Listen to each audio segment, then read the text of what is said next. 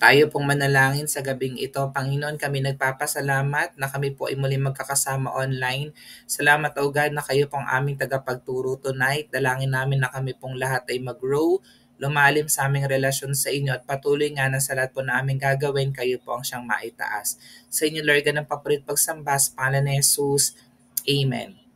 Ang ating topic ngayon for our 134 topic, What We Have in Christ, Embracing Our Abundant Life in Jesus Christ. Kukuhanin po natin yung ating main verse sa Ephesians chapter 1 verse 3. Sabi po ng salita ng Diyos, Blessed be the God and Father of our Lord Jesus Christ, who has blessed us in Christ with every spiritual blessing in the heavenly places. Sa Tagalog, purihin ang Diyos at Ama ng ating Panginoong Heso Kristo, pinagkalooban niya tayo ng lahat ng pagpapalang espiritual na nagbumula sa langit dahil sa ating pakikipag-isa kay Kristo Jesus. So malino po na sinasabi ng verse na tayo daw lahat na kumilala kay Jesus na Panginoon, tagapagligtas ng ating buhay, lahat po tayo ay tumanggap ng regalo, mga pagpapalang espiritual, dahil tayo po ay nakipag-isa na kay Jesus Christ. And tonight, yung mga pagpapalang spiritual na ito, yun po yung ating pag-aaralan. Before Christ, nung wala pa po tayong relasyon kay Jesus Christ, we were destined for despair. Diba? Nawawalan tayo ng pag-asa, and then andun yung degradation or pagkasira, and then poverty or kahirapan. Pero tandaan po natin na nung tayo ay na kay Jesus Christ na, we are destined to have life and have it more abundantly, mas masagana. Hindi lang isang buhay na parang nabubuhay lang tayo, kundi isang buhay na masagana. Sabi nga ng John chapter 10 verse 10, dumarating daw ang magnanakaw, referring to Satan, para lamang magnakaw, pumatay at manira. So tandaan mo, yung mga bagay na hindi magandang nangyayari sa iyo, yun po ay galing sa kaaway. Kasi yun yung layunin ni Satanas, magnakaw, pumatay at manira. Pero tandaan mo na parito si Jesus Christ upang ang mga tupa, tayo po yan, kasi tayong nakikinig ng kanyang mga salita, ay magkaroon ng buhay. At sabi ng verse, buhay na masaganang lubos. So gusto ng Lord, hindi lang tayo basta merong buhay na walang hanggan, kundi even yung buhay natin dito here on earth, nai-enjoy po natin. Yan, Zoe life. Yan. Sabi dito, I am come that they may have life and that they might have it more abundantly. Yan, di ba? Gusto ng Panginoon, restful tayo. Di ba kapag tayo nasa bakasyon, kapag weekend, kapag holiday, di ba nakakapagpahinga tayo?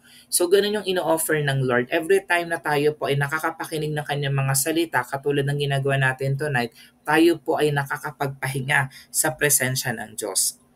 Yung binasa po natin na verse, ang nagsulat po nito ay si Apostle Paul. And then sinulat niya ito sa Ephesians Church. Yan, sa mga taga-Ephesus.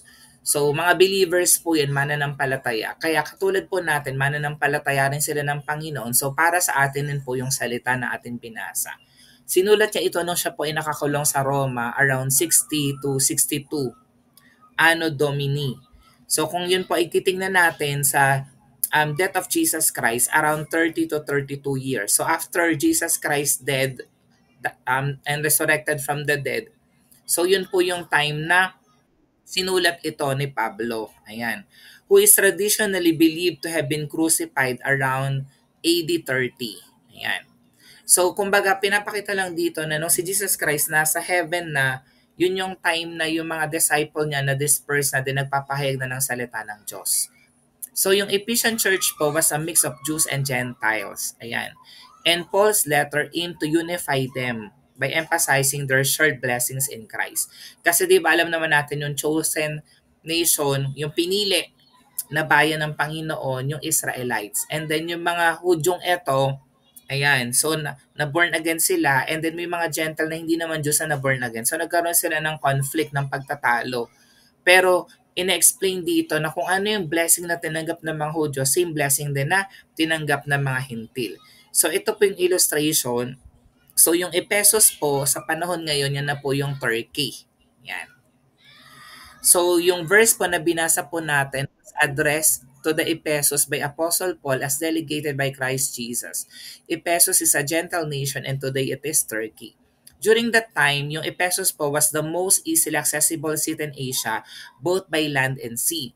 Its location therefore favored its religious, political, and commercial development and presented a most advantageous field for the missionary labors of Paul. Kaya nga isa sa mga unang na-reach out yung Ephesus kasi nga malapit sila doon sa Jerusalem. Yan. Sabi dito, Jerusalem and Ephesus location from Jerusalem to Ephesus around 965 kilometers and then from Jerusalem to Rome around 2,253 kilometers. Sa binasa po natin na verse, sabi doon may tatlong bagay. Blessed be the God and the Father of our Lord Jesus Christ, referring to the giver, yung Diyos Ama ay nagbigay, who has blessed us. Tayo yung tumanggap ng pagpapala, the recipient. And then with every spiritual blessing, yung object, lahat ng mga pagpapalang spiritual in the heavenly places in Christ Jesus. So dito, ginamit po yung phrase na in Christ para masignify yung intimate and transformative relationship na meron tayo sa Panginoon. Yung spiritual blessings dito, nire-refer po yan sa mga regalo, mga biyaya na binigay na sa atin ng banal na spirito na hindi lang limited sa mga material na bagay, but also encompasses all aspects of our spiritual well-being. Kasi minsan, materialistic yung tao. Gusto nila yung blessing na manggagaling sa Lord, mga material. Pero more than that, marami mga spiritual blessings na binigay po sa atin ng Panginoon. Marami mga earthly blessings na kailangan natin, 'di ba? At gusto natin. Wala pong masama doon. At yung Lord, yung great dispenser ng lahat ng 'yan according to His will. Pero there are things better and higher than material things. At yun ang gusto ng Lord na magkameron po tayo. Yan.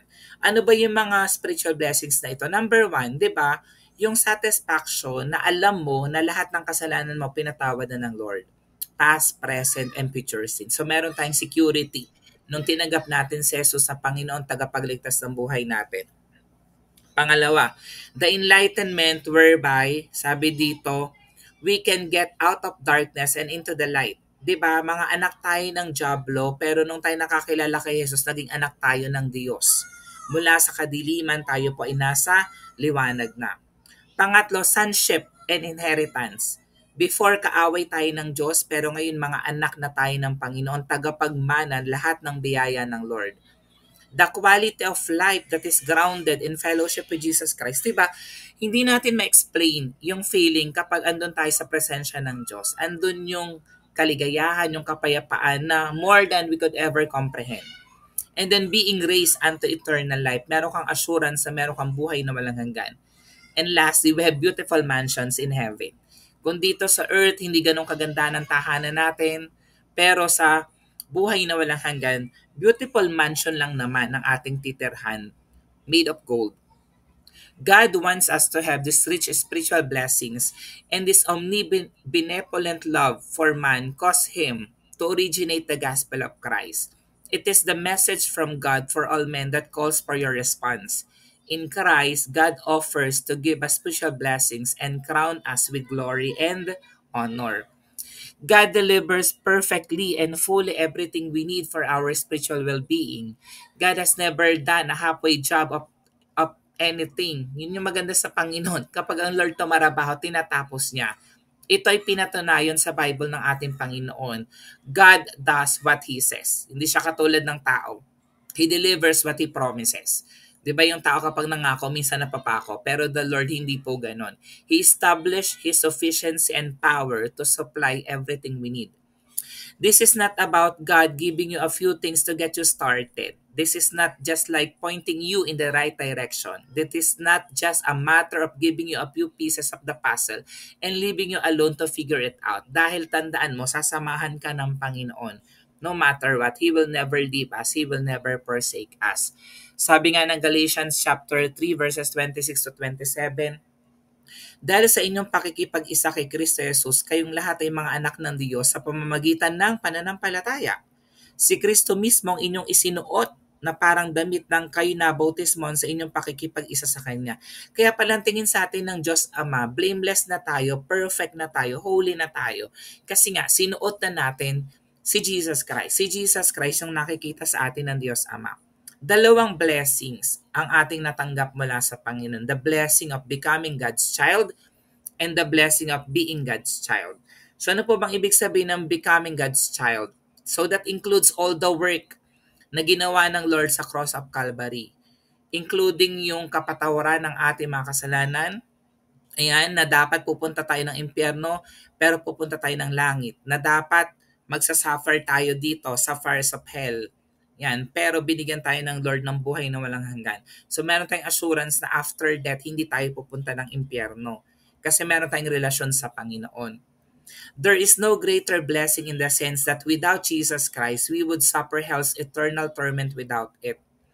Diba, what is the sense having a special coupon that welcomes you as a special guest to some fancy hotel and its restaurants free of charge anytime you want if you are dead? Diba? Lahat ng mga bagay na meron tayo dito sa mundo, hindi natin yan madadala after life.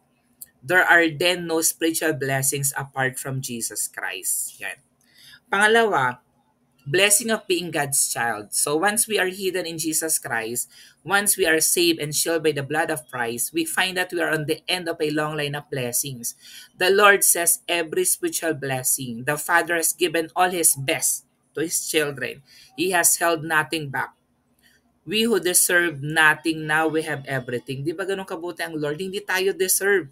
Ito yung deserve natin, punishment. Di ba? Pero binigyan tayo ng Lord ng buhay na walang hanggan.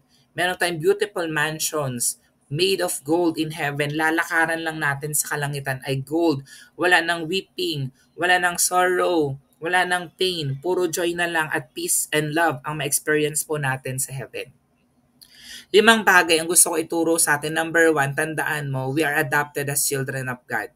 Efesos 1:5, pinili niya tayo upang maging anak niya sa pamamagitan ni Jesus Christ ayon sa kanyang layunin at kalooban. So embrace mo yon, yung identity mo as child of God. Big sabihin yan, we're living with the confidence and security that comes from knowing that we are loved and chosen by God, no matter what happened. So we have to reflect in our daily interactions by showing love and acceptance to others. So kung ikaw, naunawaan mo na pinatawad ka na ng Lord, minahal ka ng Lord, pinili ka ng Lord, so dapat ine-extend mo yung same love na yan at pagtanggap doon sa ibang tao. Pangalawa, tandaan mo that we are redeemed through His blood. Sabi ng Efeso 1:7, tinubos tayo ni Kristo sa pamamagitan ng kanyang dugo at pinatawad ang ating mga kasalanan. Dapat paniwalaan mo yan na nung si Jesus Christ 2,000 years ago napako sa cross, kasama na pinako sa cross yung mga kasalanan mo. Kasalanan mong hindi pa nagagawa, mga kasalanan mo nagawa at ginagawa mo pa. Ganon kasagana ang kanyang kagandahang loob sa bawat isa po sa atin. Understand that we are forgiven, that we are redeemed. Kaya dapat makakalapit ka na sa Panginoon. So you have to let go of your past guilt and shame and live in the freedom that Christ Jesus Christ sacrificed everything for us. So you have to share this message of redemption with those who feel burdened by their past. Sana kapag may nakita kang kapatid na talagang hindi makalapit sa Lord, andun pa rin yung guilt, yung shame, ipakilala mo si Jesus Christ. Sabihin mo sa kanya, tanggapin si Jesus na Panginoon, tagapagligtas ng kanyang buhay at pinapatawarin na yung kanyang mga kasalanan ng Panginoon. Pangatlo, inheritance in Christ. Sabi ng Ephesians 1:11, kami ay pinili ng Diyos mula pa sa simula na maging Kanya sa pamamagitan ni Kristo ayon sa Kanyang plano. Ang Diyos ang gumagawa sa lahat ng bagay ayon sa layunin ng Kanyang kalooban. Ang ganda ng verse, no? Sabi dito, ang Lord ang pumili sa atin, hindi tayong pumili sa Kanya. Recognize na meron po tayong eternal inheritance. This should shift your focus from earthly possessions to heavenly treasures. Invest your time and resources in things that have eternal value, such as helping others and spreading the gospel. Diba? The more, minsan, nag-spend tayo ng time sa pag-aaral, sa trabaho, sa pamilya, sa relationships na meron tayo, hindi po yun masama. Pero sana, nagbibigay tayo ng time, binibigay natin yung mga resources natin sa may mga value na buhay na walang hanggan. And that is the work of the Lord Jesus Christ. Katulad na ginagawa natin tonight. Point number 4, we are sealed with the Holy Spirit. Ephesians 1:13, sa pamamagitan ni Kristo, sabi dito, kayo rin na nakarinig ng salita ng katotohanan na magandang balita na nagdudulot ng kaligtasan at sumasampalataya sa Kanya ay pinagkalooban ng ipinangakong Espiritu Santo bilang tatak ng pagkahirang sa inyo. So nung tinanggap mo si Jesus, Lord and Savior of your life, nanahanap po sa atin ang Holy Spirit. The Holy Spirit is our guarantee of salvation. Na kapag nag-rapture, yun yung hahanapin ng angel of God. Kung meron tayong tatak ng banal na spirit o mararapture po tayo. So we have to rely on the Spirit for our guidance, for our comfort, and for our strength. Make it also a habit to seek the Holy Spirit's direction in our decisions and to cultivate a life of prayer and worship. Yan. So sa mga decision making natin, tanungin natin si Holy Spirit, i-guide tayo ng mga bagay na kailangan natin gawin at syempre patuloy tayong manalangin at magpuri sa Panginoon. And point number 5 ko, access to God's wisdom and revelation. Sabi nga ng Ephesians 1:17, idinadalangin ko sa Diyos ng ating Panginoong Heso Kristo ang maluwalhating Ama na pagkalooban niya kayo ng espiritu ng karunungan at pagpapahayag tungkol sa Diyos upang lubos ninyo siyang makilala. Di ba yun yung ating goal? Na patuloy na makilala pa yung Panginoon, magkaroon ng malalim na relasyon sa Panginoon. Pero ang ganda ng verse yung mismong Holy Spirit pa rin ang magbibigay sa atin ng karunungan. Siya pa rin yung magre-reveal sa atin tungkol sa Panginoon. So all we have to do is to cooperate with the Holy Spirit. Pursue a deeper understanding of God's will through study and meditation on His Word. Katulad ng ginagawa natin tonight. And then i-apply mo yung natutunan mo in your daily life sa pagpili ng mga bagay na align doon sa kalooban ng Panginoon. And also for us to mentor other people na nangangailangan sa kanilang spiritual journey. Sa ating conclusion, in Christ, tandaan mo, we are blessed beyond measure. Yung mga binanggit ko kanina, kakaunti pa yun sa mga blessings na tinanggap natin mula sa Panginoon. These blessings are not just for our benefit, but are meant to be shared with the world. So, di ba, sana ganun na ay naintindihan natin, ito pala yung mga spiritual blessings. So na natanggap mo, sana i-share din natin to sa ibang tao. As we live out our faith, let us remember that we are called to be a light in the darkness, reflecting the abundant life that Jesus Christ promised to us. So I challenge you for this week na patuloy na i-identify po natin sa area ng ating buhay kung saan tayo pwedeng ma-full embrace natin yung blessings na tinanggap natin mula sa Panginoon. Sa pamamagitan ng pagpapatawad sa isang tao na nakasakit sa atin or tayo yung nakasakit, di ba? By sharing the faith that we have or even investing our spiritual growth or sa pagpapalago natin ng kalagayang spiritual. Take a concrete step towards living out the abundant life that Jesus Christ offers. And let us pray for the strength, for the wisdom so that we could walk in these blessings and for us to become a blessing to other people as well. Tayo pong manalangin, Panginoon, salamat o Jesus Christ na patuloy niyo pong sinabi sa amin what we have in Jesus Christ. Salamat, Panginoon, that we're already forgiven by you. Salamat, Panginoon, na we can come boldly to the throne of your grace.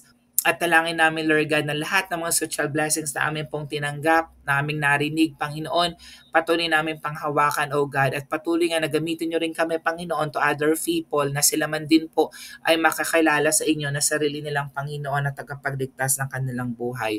Muli, salamat sa inyo pong papurit pagsambas, pangalan ni Jesus. Amen.